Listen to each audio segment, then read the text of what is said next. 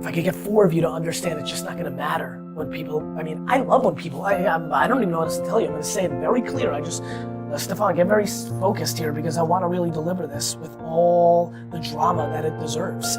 I like when people put me down. I get off on when people put me down. Nothing is more interesting to me than to prove all of you wrong. I love the people that think I'm a huckster, or I've got some hidden agenda, or I'm not that good, or I won't be that great, or I think too big of myself, or my dad had a liquor store and that's the only reason I'm successful, or I got lucky, or show me, like, please continue to judge me and underestimate me because it's the only driver I have and that's how I'm wired. But it is what it is. And at the end of the day, it's not gonna matter. And you have to love yourself first and feel good and complete with yourself first. So as a 15-year-old, I would do what I did as a 15-year-old, just start building those skills and not listen to your parents and not listen to your teachers and not listen to your friends. Respect it, but don't let anybody impose their way on you. It's you, you're with yourself. You've got to make yourself happy first. Prince, as he was taking his last breath, and it's a big shout out to Prince, I'm a huge fan. I don't think Prince cared what Billboard magazine said or what anybody said. It's just the way it is. It's the way it is. And so if through this plea on this show on 201 on a Monday in late spring, that if I could get 4 of you to understand. Don't give away your power. So anytime some nasty criticism or BS comes your way, you have to say this: you cannot take me down. I will not give you that power. I want you to make that your new mantra in life. You got to realize that people can say whatever they want, but you do not have to take it in and you don't have to let it ruin your day. Your time on this earth is so precious and it's really, really important that you protect your soul. If you want to be a winner, then compare yourself to the best and acknowledge that will never happen without hard work. Abe Lincoln used to say, "Good things may come to those who wait, but only those things left by those who hustle." If you want to be a leader, act like a leader. If you want to be respected and trusted, then demonstrate you deserve it by earning it every day.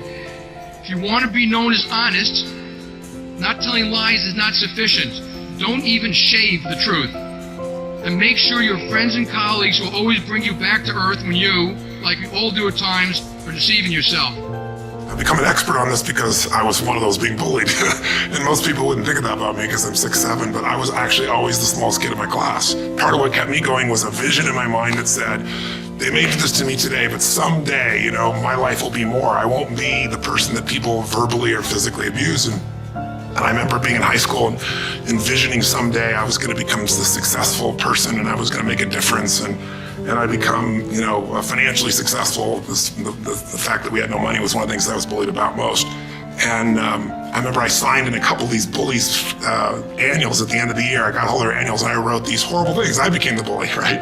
They didn't know it. I wrote these horrible things saying, someday you'll be a truck driver and I'll be rich and famous and you'll be there wishing you were me and treated me better. And so I remember I went to my 10-year high school reunion. I talked to my mom, and my mom has not been much of a coach in my life, quite frankly.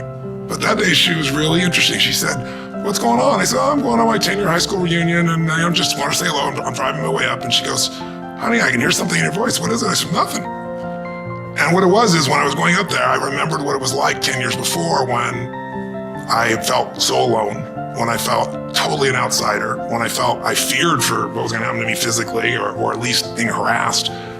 And I felt, just so different, outside and alone. And she said, "Honey," she said, I didn't tell her any of that. And she said, "Honey, you were always the outsider. You were always the loner." And she goes, "Look what being different got you." She goes, "Now, how many people are in your high school?" And I said, "I don't know, 2,000. She goes, 5,000 people show up to hear you speak." She said, for one weekend. She said, "Look what that's done." And that's why I try to tell the young people that are going through it is, again, it's not where you start out, it's where you end up. Some of the toughest experiences in life will give you drive if you don't let it destroy you. If you realize that this person who's a bully is often a bully because they're massively insecure, and just go, this is temporary, and get yourself with a peer group of people who respect you, who love you, who appreciate you, who you appreciate and love, and spend more of your time there. You'll find yourself, if you're filled up by the rest of your life, you can handle the challenges there. If it gets physical, then you gotta go to some authority that can help stop that situation if you can't protect yourself. The goal has to be specific and measurable. How much by when? When there isn't any criteria for measurement, it is simply something you want.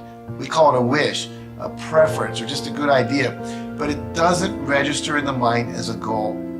So you got to decide, what is it you want? And then be specific.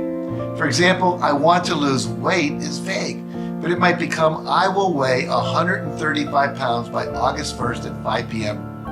Or I will increase my income to $80,000 a year by December 31st at midnight. Or I will live in a 35,000 square foot home as big as the one Bill Gates has by December 31st at midnight. Now notice in these examples, they all stated how much by when, a specific amount that you can measure by a specific time that can be measured. Now an easy place to start when you're setting goals is to simply look at one area in your life that you would like to be different. It might be where there's something negative or disturbing that you'd like to eliminate, or it might be where there's something missing that you'd like to create, something you'd like more of, more money, more love, more time.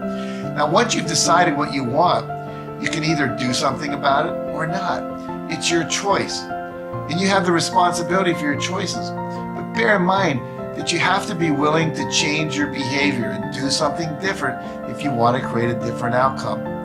You have to be willing to take whatever risks are necessary to get what you want.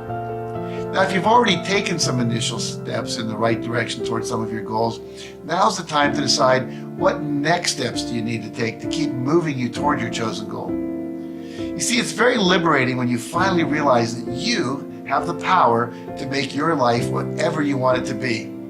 It's a wonderful feeling knowing that your success does not really depend on anyone else. So if you're looking for one thing to do different today than you did yesterday, make it this.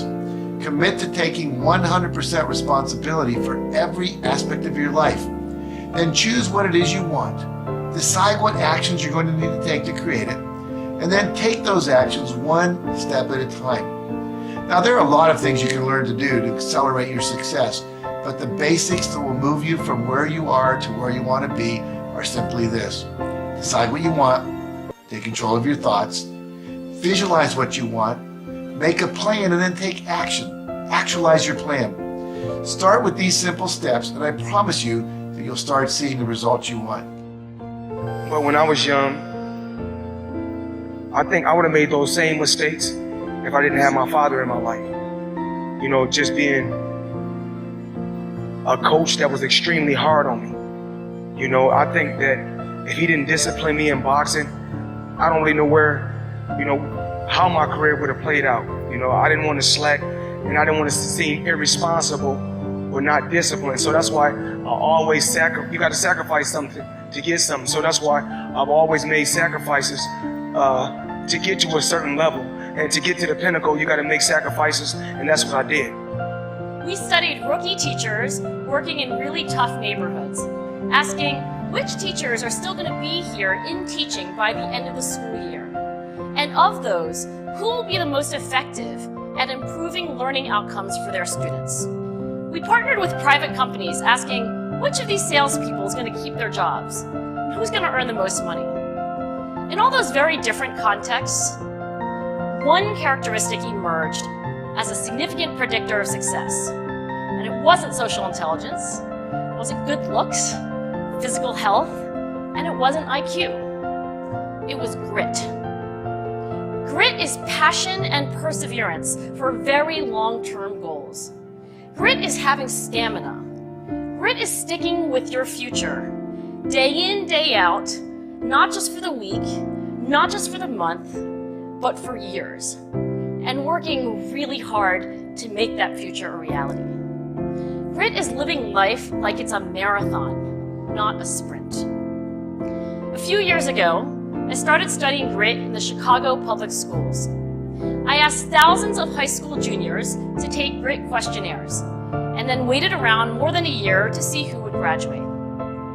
Turns out that grittier kids were significantly more likely to graduate, even when I matched them on every characteristic I could measure. Things like family income, standardized achievement test scores, even how safe kids felt when they were at school.